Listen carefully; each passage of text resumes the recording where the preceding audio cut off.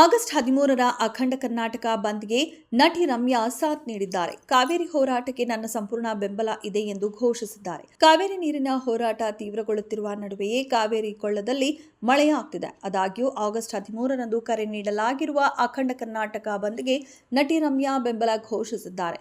ನಾನು ಮಂಡ್ಯದವಳು. ಕಾವೇರಿ ವಿಚಾರ ಬಂದಾಗ ರೈತರ ಪರವಾಗಿ ನಿಲ್ಲುವುದು ನನ್ನ ಜವಾಬ್ದಾರಿ. ನನ್ನ ಬೆಂಬಲ ಖಂಡಿತ ಇರುತ್ತದೆ ಎಂದು ರಮ್ಯಾ ಸ್ಪಷ್ಟಪಡಿಸಿದ್ದಾರೆ.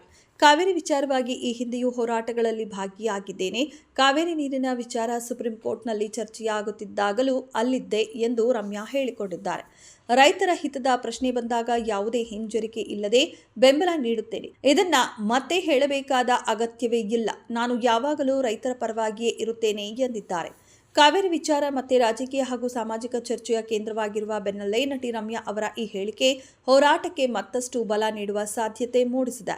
ಆಗಸ್ಟ್ 13ಕ್ಕೆ ಬಂದ್ ನಡೆದರೆ ನಟಿ ರಮ್ಯಾ ಬೀದಿಗಿಳಿದು ಕಾವೇರಿ ಪರ ಹೋರಾಟ ಮಾಡ್ತಾರಾ, ಕೇವಲ ಬೆಂಬಲ ನೀಡ್ತಾರಾ ಅಂತ ಸದ್ಯ ಕಾದು ನೋಡಬೇಕಿದೆ.